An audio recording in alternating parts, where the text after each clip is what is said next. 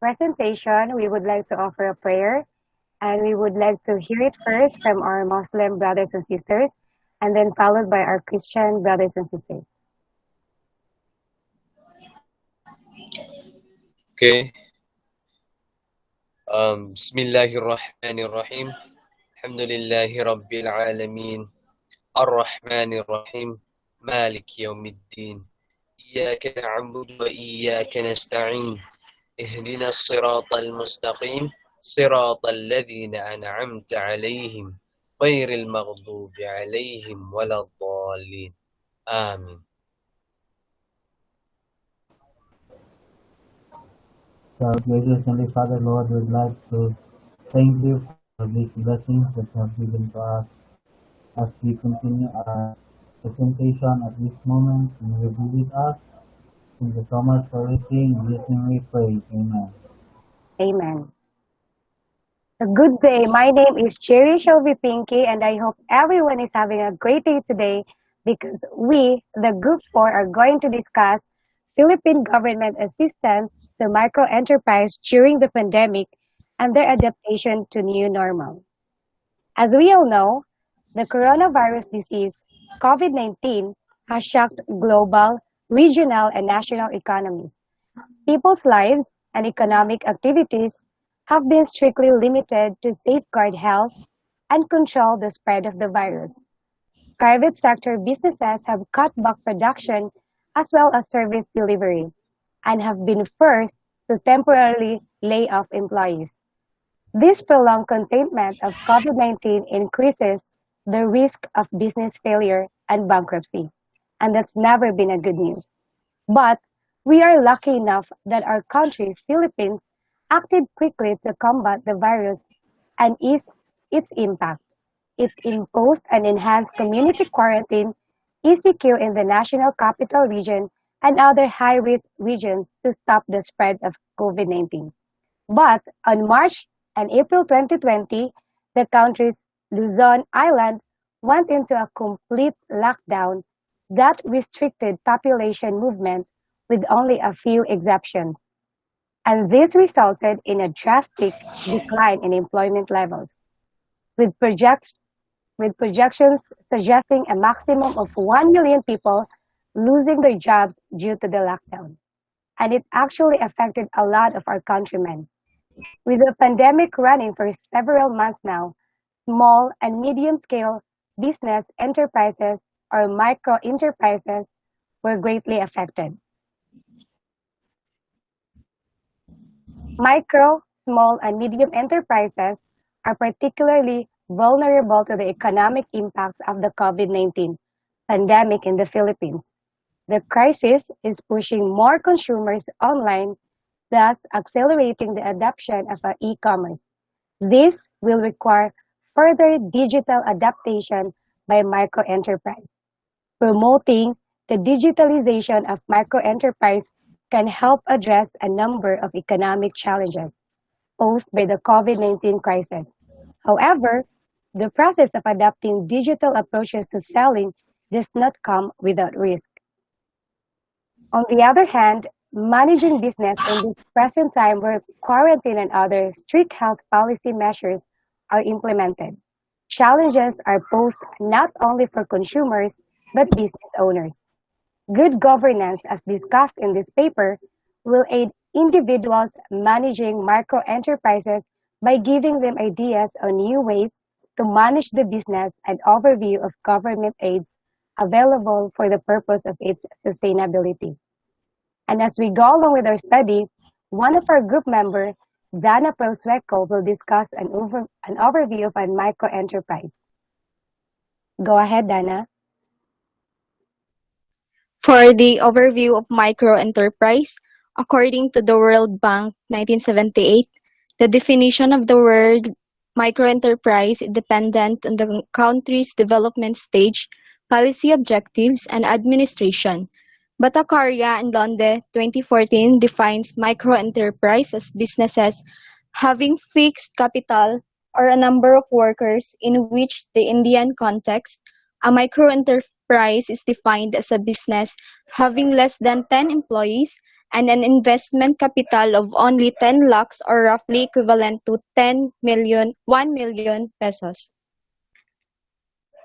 For the scope of microenterprise, microenterprise in the Philippine context is defined as any business, activity, or enterprise engaged in industry, agribusiness, and or services that has an asset size of up to 3 million pesos and less than 10 employees.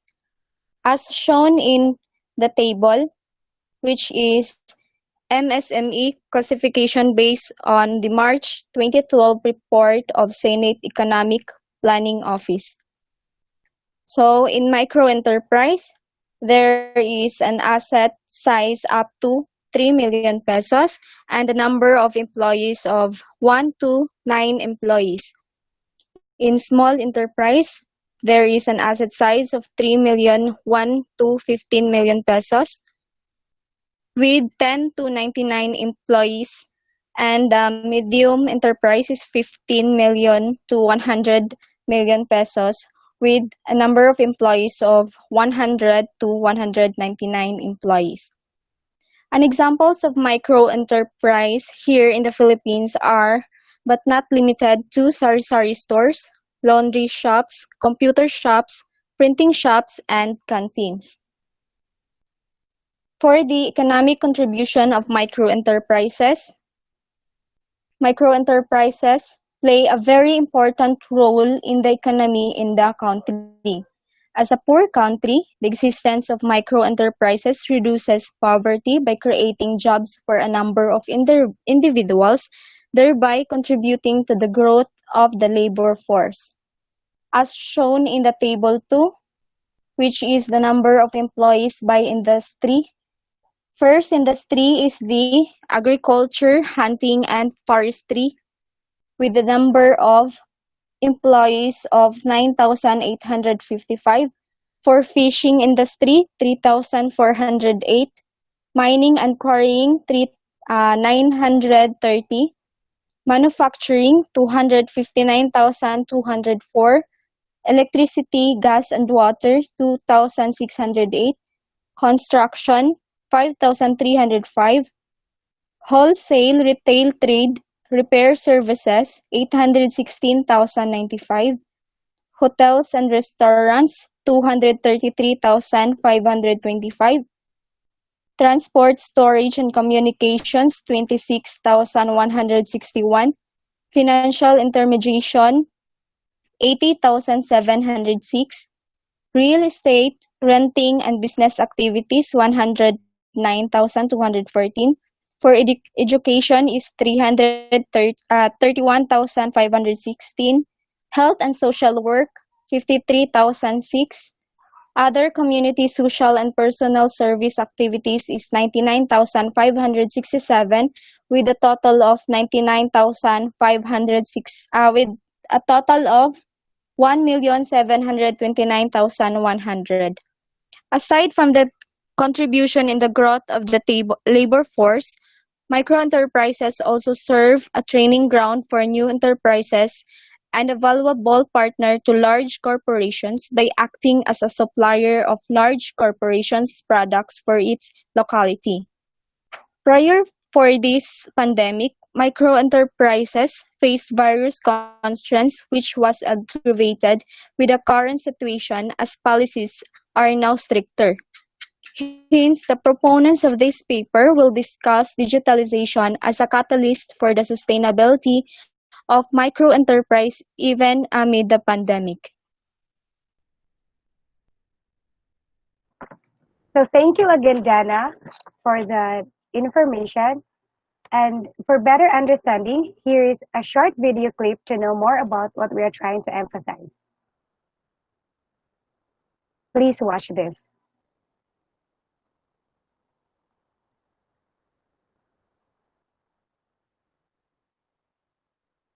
For over 5 years. That's why she's been working doubly hard for her 2 young children. Aside from a printing shop, she also started selling homemade bottled sardines. But amid the scare over the novel coronavirus disease or COVID-19, Marita says her business suffered a drop in sales. Dahil nga sa mga nangyayari sa bansa natin, sa business, and then sa surroundings, sa health concern, medyo laylo lahat, pati mga bumibili. That's why she made sure to find the time to attend this event, organized by local entrepreneurship advocacy group, to learn ways on how to further expand her business.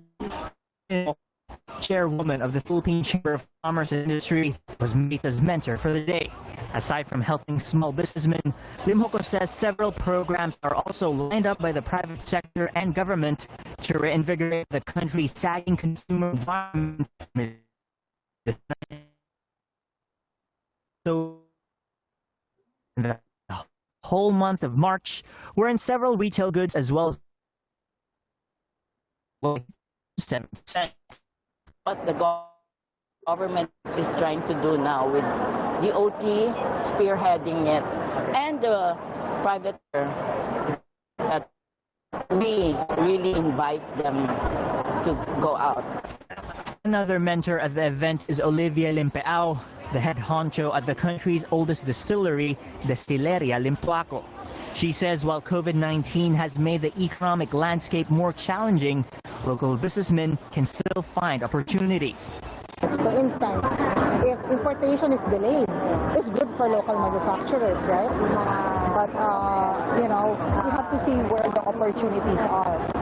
And for Joey Concepcion, founder of Go Negosyo, the Philippines has done well in containing the disease. We're handling the situation pretty well. Malls are affected, some retail stores are affected, but life has to go on. I mean, just to give you an idea, our sales in supermarkets and sari-sari stores are still very good. Limhoko shares local retailers have reported an up to 50% drop in sales in the first few months of 2020 because of COVID-19. Bruce Rodriguez, ABS-CBN News. So I hope you enjoyed the video. And to continue the discussion, the mic is yours now, Taiblandia. Hello, can you hear me?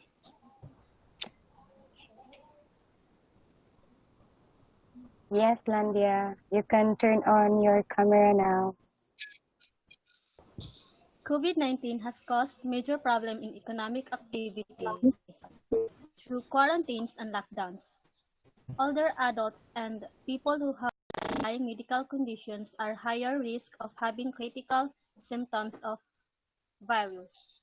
In such that, governments are recommended to establish a strong multilateral cooperation in overcoming the countries that have weak healthcare systems and are financially constrained in providing socio-economic aid to their citizens. However, for the Philippine Economic Outlook, the Asian Development Bank estimates that the process of COVID-19 will result in a loss of. The ADB estimates total employment to be reduced from negative 0.82% up to 1.69%. The National Economic and Development Authority, or NEDA, estimates that GDP growth is estimated at 2.0% for 2020, but is expected to recover with an estimated 6.5% growth in 2021. Various efforts by the government have been crafted in response to the challenges and opportunities due to the prevalence of the COVID-19 pandemic. Many sectors were affected by the COVID-19 pandemic. The economic sectors that most at risk are wholesale and retail trade, repair for motor vehicles and motorcycles, manufacturing, real estate, renting and business activities, accommodation and food services, hotel and restaurants, and other personal services, transport, storage and communication, mining and quarrying, arts, entertainment and recreation and other services, education and labor, agriculture, forestry and fishing, electricity, gas and water, tourism and construction. The majority of the business in the Philippines are MSMEs. The ECQ has forced most establishments to close and lay off workers, as these MSMEs face cash flows issues. Microenterprise, mostly on wholesale and retail trade, borrowed from close relatives and informal money lenders to survive the ECQ. Microenterprise faced the most serious shortage of working capital, while large firms had sufficient liquidity to survive for over 6 months. In the Philippines, workers in the informal sectors comprise around 38% of the labor force, or around 15.5 million workers as of 2016. Workers in the informal sector also are among the most vulnerable due to their lack of social protection, no access to healthcare services, and are on a no work, no pay arrangement. Those who are able to work during lockdown are also at risk of virus infection. As the impact of this felt by all sectors, the policy responses by the government should ensure that it is responsive to the challenges brought by the pandemic. While it caused negative impact to various sectors, the government together with other stakeholders should also look into the opportunities which can be the focus of efforts that will be delivered to the public. That's all. Thank you. Thank you for that, Taiblandia. And to discuss further, we will go on with the facilitating access to financial services of government program to be discussed by Muhammad Al Fatih Muhammad Kasim. Muhammad Fatih. Okay. So with that, let's just continue with. Uh, we will just go back to Fatih later. So before going on with the other topic, here's another short video clip for you to watch to know more about the next topic to be discussed by Raima Saidamet. So please watch this.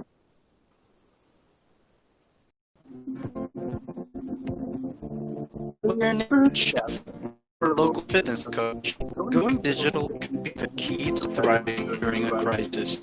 So here are some simple steps for anyone wishing to try their hand in business. Say you're a smoothie seller missing out on book season. Chances are your customers are on social media. Sales might be down, but you can remain top of mind by regularly engaging your customers with social posts. Even more customers with Globe My Business Facebook Ad Creator and Amber Auto SMS Blaster. Digitizing your operation also requires digital tools. With cloud-based productivity tools, you can access and work on your files from anywhere, and collaborate with remote workers and business partners in real time. And once you do start to sell online, you can adopt cashless transactions. They're safer, more secure, and a lot more convenient for your customers. Thankfully, there's GCash for customers and GCash Business Solutions for your own financial operations. These are just a few simple solutions to carry you into the online world. With these starting steps, your business not only becomes more digital, but also more legitimate in the eyes of your customers. To explore more solutions for small businesses, visit the Globe My Business website and start your online journey today. So that's the video that shows the topic to be discussed by Raima Saidamen. The mic is yours. Good evening. Nadunggan ko. Yes, Raima, go ahead. So, I'm going to discuss about the topic number 4, which is the benefit of digitalization. So, the adaptation of the digitalization in micro-enterprise business sector is beneficial not only to the business itself, but to individual managing it. With the existence of the various e-commerce platforms such as, but not limited to, Shopee and Lazada, businesses can gain greater access to diverse market audience without having to add a significant amount of capital brought about by having either to rent or build physical store in various locations. This pandemic has not only triggered stricter policies, but it has also caused change in customer trade, in purchasing goods, and availing of services. According to the survey, 42% of the customer are shopping more online, hence giving business owners room toward sustainability even amid the crisis. So, in an IDC survey scoping the Asia Pacific region, digitalization benefits are the following.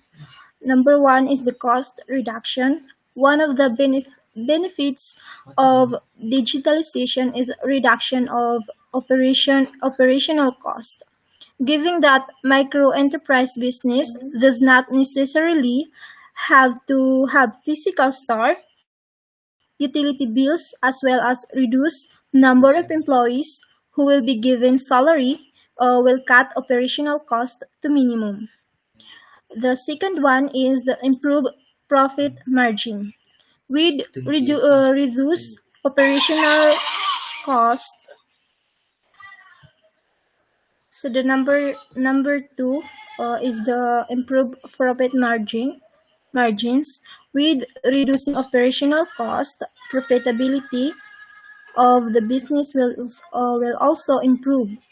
The third one is the productivity. Unlike having a physical store to always attend to, business owner and or manager will be able to do a lot of things other than attending to the business itself. With digitalization, owners and manager alike can transact business anywhere and anytime given that there is a stable internet connection.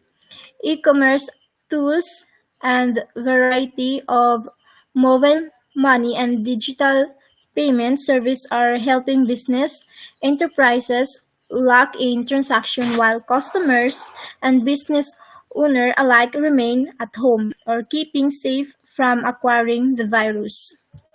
So the fourth one is the customer loyalty and retention. One of the vital aspects of the business is customer loyalty and retention.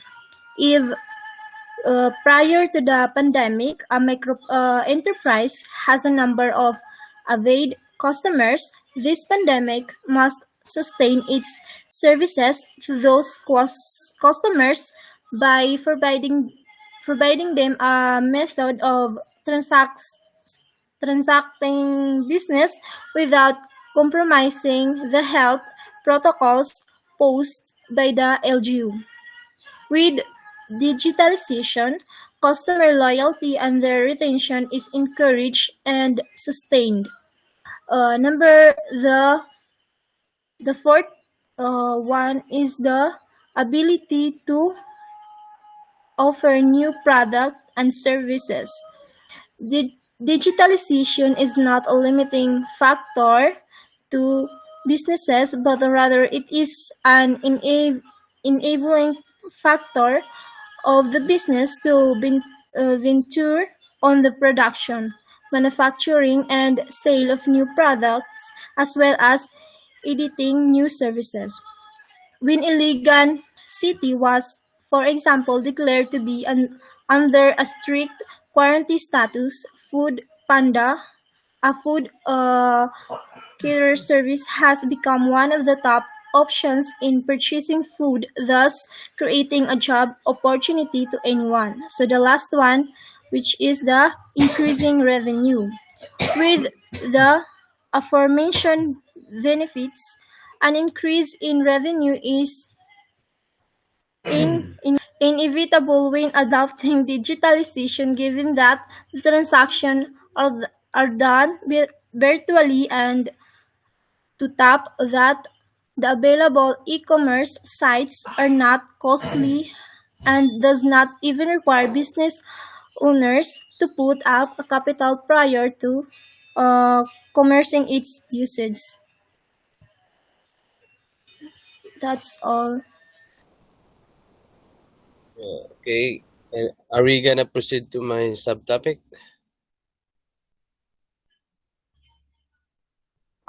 Okay, Fatih is back. So we'll just go ahead with Fatih first. And then, okay, go ahead, Fatih. The mic is yours. Okay. Let's return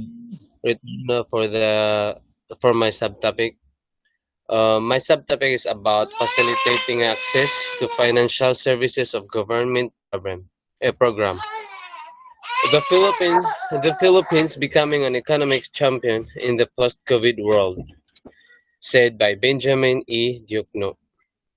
It has been nearly 10 months since the World Health Organization declared the coronavirus as pandemic. Since then, lockdowns of varying degrees and durations have been implemented in different territories of the world. Consequently, business activities have been disrupted, and the global economy is set to contract this year. The Asian Development Bank therefore conducted a Philippine Enterprise survey during April and May 2020 to gauge the impact of the novel coronavirus disease or COVID-19 on the business community. This report provides a rich set of initial facts and ideas for the government to develop evidence-based in policy making to support the revival of the Philippine enterprises hurt by the pandemic. Prolonged content of COVID-19 increases the risk of business failure and bankruptcy. In particular, micro, small, and medium-sized firms are at a great risk due to abrupt supply chain disruptions and tightened financial conditions. Because of that, Bangko Sentral ng Pilipinas together with the national government has implemented a wide range measures within the ambit of monetary policy and banking supervision that squarely address four key that that squarely address four key necessities at hand. Number one is ensure sufficient liquidity, in part to support government programs for saving lives and livelihoods. Number two, maintain stability of financial system. Number three, continued delivery of financial services to the public. And number four, shore up confidence and cushion economic activity. The Asian Development Bank supports the Philippine COVID-19 response. It approved a $1.5 billion including funding for social protection, small businesses relief assistance, and a $200 million loan to support the Philippine government's effort to provide emergency cash transfers. Among others, ADB also offered a $5 million grant to deliver nutritious food baskets up to 140 vulnerable households across Metro Manila, and a $3 million grant to help the government buy emergency medical supplies and set up new laboratory for COVID-19 testing. To better assess the impact on business establishments,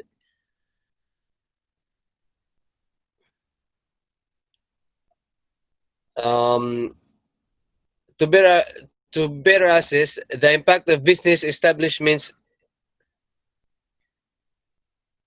ADB's ADB's Economic Research and Regional Cooperation Department conducted an enterprise survey from 28 April to 15 May 2020 in collaboration with the Philippine Department of Finance. The 2,481 enterprises responding to the survey offered a real picture of the severe COVID-19 impact on the Philippine business, the effects of the quarantine and lockdown measures, what is needed to help the government develop economic bounce back strategies as crisis recedes. That's all. Thank you. Thank you for that, Fatih. And now let's move on to Francis Louis Rapuela to give us more information about his topics. The mic is yours, Francis. So once again, good evening, everyone. So I will discuss my topic uh, in connection with the topic of Raima. We know that there are benefits in digitalization, but there are also challenges in adopting digitalization in our businesses. What we call that in business.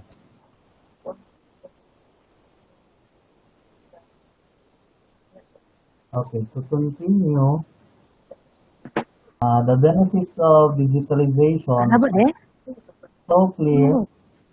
However, policymakers and business owners must also be aware of the challenges that the digitalization poses. Uh, There are many challenges on the digitalization. One of the challenges is the cybersecurity and data privacy concern. Prior to COVID, there are so many hacking incidents were reported,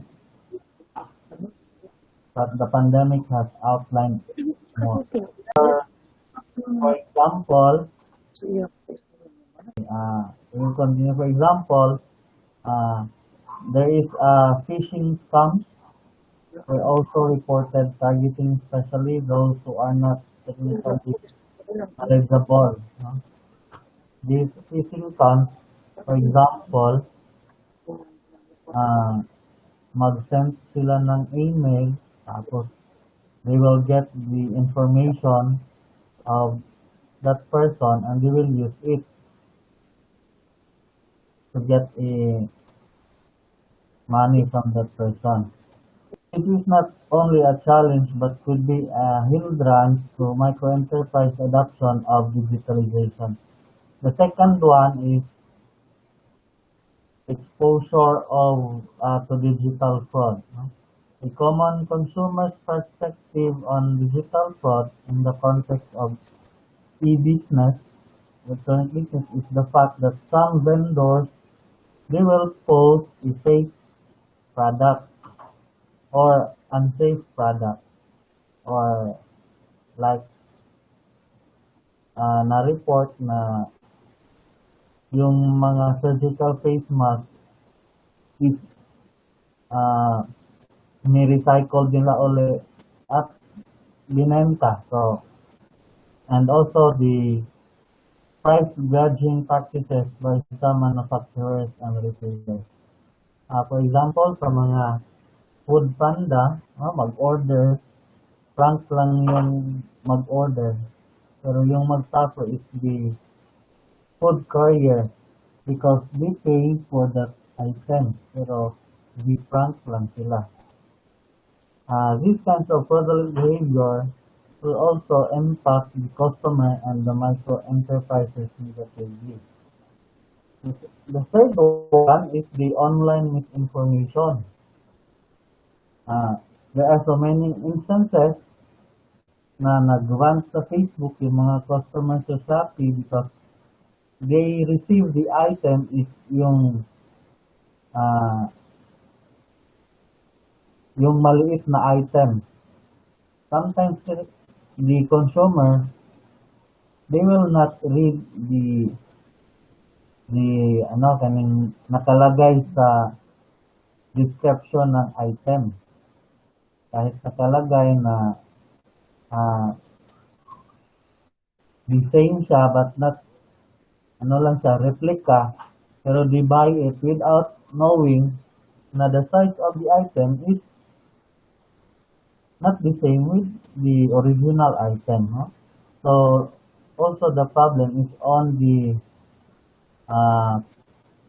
consumer, but the problem also sometimes the consumer na naay sayop, they will post it or rant it on the social media, which will affect the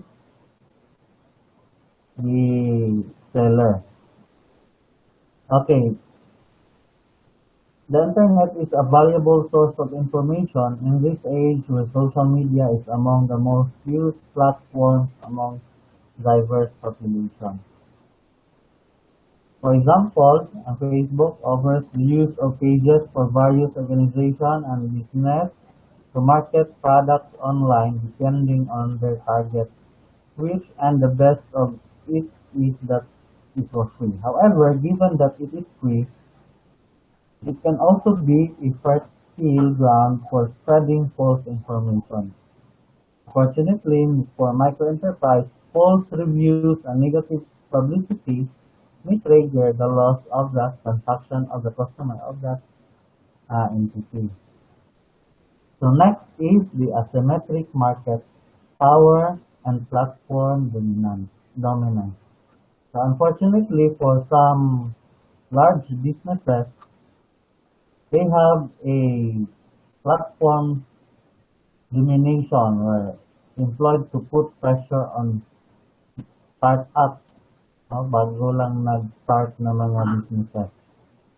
Like for example, copying their features or including a similar software as a bundle one of their products to gain a competitive edge. As this large business gain greater influence in the marketplace, they gain also market power to negatively affect micro-enterprise businesses. Like they will offer a cheaper product and also having similar features on the product that the micro-enterprise offered, no? Through the use of algorithms that they are put into micro-enterprises at a disadvantage. The second one, the second to the last, is what we call the digital divide. According to Colin, he defines the digital divide as a gap that exists in most countries between those with ready access to the tools of information and communication technology and the knowledge that they provide access, and those without such access or skills, as highlighted in the 2019 Asia Pacific Economic Policy Report. And the digital divide, it will also talk about the hardware that you use, the software, the for example, the unit that we have used, no? For example, we will say, for example, our online class. So not all the students can afford to have an internet connection or to have a high-end cell phone to attend the needs an online class. So that's one of the digital divide. Also, in business, if pag yung entity is lack of resources to have unit for their business, so hirap, no? And also their customer, for example, they're in rural area na walang internet connection na wired like PLDT, Globe, they need to have a mag-load para lang merong data. So that is called digital divide. Okay, the last is the internet service provider issue. Okay.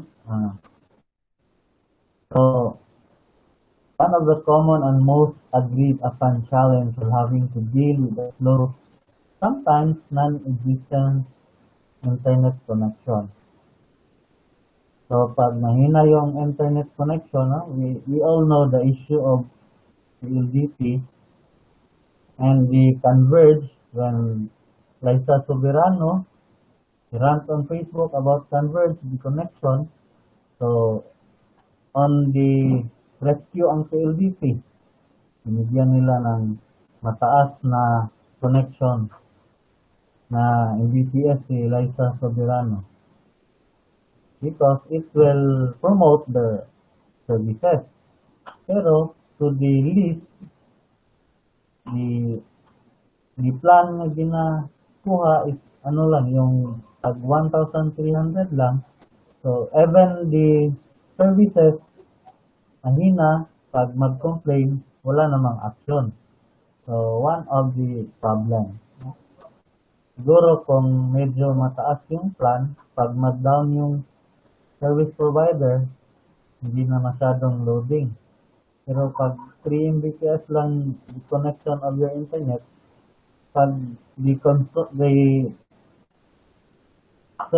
internet service interrupt, then that's the problem. We cannot cater the possible customer or the possible businesses related to our possible transactions related to our businesses. So that's one. Also the challenges in shifting to a business of the micro enterprise. So again, we will recap the challenges of the in digitalization. First, cyber security and data privacy concerns, exposure to digital fraud, online misinformation, asymmetric market power and platform dominance, digital divide, and last, the internet service provider. So that's all for my topic, and thank you so much. Okay, thank you so much for that, Francis. So to conclude all of that information, digitalization is representative of sustainability for microenterprises. It enhances productivity not only for business owners, but also gives ease and comfort for customers' shopping experience while staying at home, thus helping them mitigate the risk of acquiring COVID. In addition to that, it is an avenue in obtaining increased revenue and profitability, and at the same time, it gives opportunity for the introduction of new products and services to diverse market audience. And then on national level, it helps micro enterprises along with small and medium enterprises to significantly contribute to the economic progress of the country even amidst possible restrictions. The choice to adopt digitalization should be weighed by business owners in such a way that it would be more profitable for the business to engage in technology rather than without it. So the proponents of this paper highly recommend conducting online trainings and workshops in relation to digitalization of businesses to micro enterprise owners and managers to better equip and guide them in making informed decisions concerning digitalization. Trainings should be conducted in partnership with the DICT for formality and credibility purposes. And trainings must also include several legal information in the purview of digitalization. Recommended that both micro enterprise owners and managers be informed on the different platforms available both online and offline as their avenue in expanding their market. We further recommend the inclusion of best practices in online businesses as well as government support for micro enterprises in the context of technology innovation. And that is the end of discussion of our research paper. May I request my group members to please turn on your camera now because we would like to I hope everyone enjoyed our video presentation and you were able to learn new facts about the impact of this pandemic to our country. And we want to thank also our advisor, Mr. Johnny Jumamel, for being so considerate to our class since then and for imparting your knowledge to us. Thank you so much, sir. And lastly, thank you to all our group members for exerting all your effort in making our research paper possible. And that's all from Group 4. Take care, everyone, and goodbye. Thank you.